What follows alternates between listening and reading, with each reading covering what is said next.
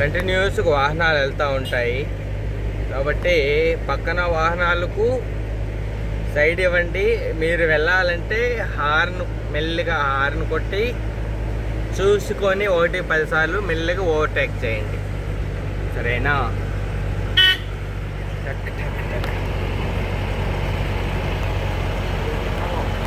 జై హనుమాన్, జై హనుమాన్.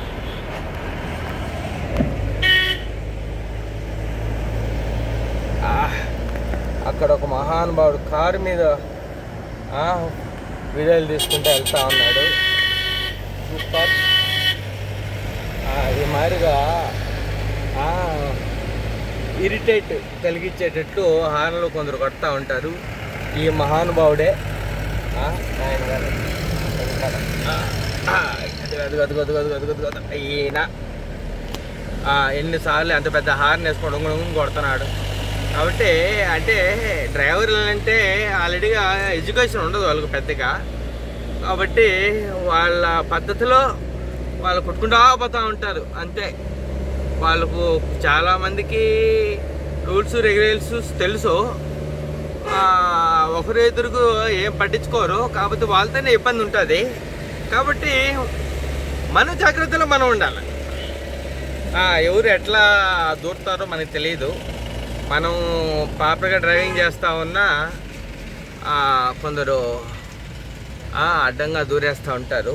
అంటే వాళ్ళకి అమాయకత్వమో మూర్ఖత్వమో కాకపోతే ఇంకో అహంభావం ఇట్లాంటివి ఏదైనా కానీ మన జాగ్రత్తలో మనం ఉండాలి, సరేనా?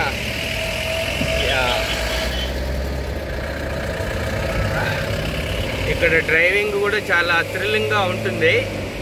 ఆ థ్రిల్లింగ్ కాస్త ఇంట్లో పెట్టేసేయండి.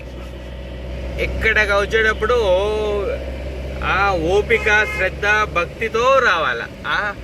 డ్రైవింగ్ టాలెంట్ దయవుంచి ఇక్కడ ఎవరు చూపించకండి. ఇక్కడ వినయ విధేయులతో భగవంతుని మెచ్చే విధంగా మనం కొండకెళ్తే అబ్బా ఏం వచ్చాడురా ఈడు, ఎంత పద్ధతిగా వచ్చాడు అనే భగవంతుడు మనల్ని చూసి మనల్ని మెచ్చుకునే విధంగా మన కొండకు రావాలా.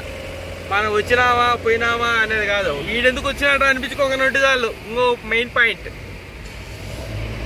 రైటా రాంగా? సరే, మీ అభిప్రాయాలను కింద కామెంట్లో పెట్టండి. ఈ కారు చక్రం చూడండి, ఎనికి తిరిగినట్టు ఉంటుంది కానీ అదేదో ముందుకే వెళ్తుంది. ఈ డిజైన్ అట్లా ఉంది. కాబట్టి కొండకొచ్చే బండికి బ్రేక్స్ కండిషన్గా ఉండాలి, అన్నీ కండిషన్గా ఉండాలి. ఇలా తరచుగా ఇక్కడ యాక్సిడెంట్లు జరుగుతూనే ఉంటాయి. అలానే వెహికల్స్ కూడా నిలిచిపోతూ ఉంటాయి. పాత వెహికల్స్ ఒక్కోసారి కొత్తవి కూడా నిలిచిపోతాయి. కాకపోతే వాళ్ళకు తెలియక ఉంటుంది. బండి కూడా బాగా హీట్ ఎక్కుతుంది. ఓవర్గా రైడ్ చేయకూడదు, సరేనా? ఇట్లా ప్రకృతి దృశ్యాలను డ్రైవర్ మాత్రం దయవుంచి చూడకండి.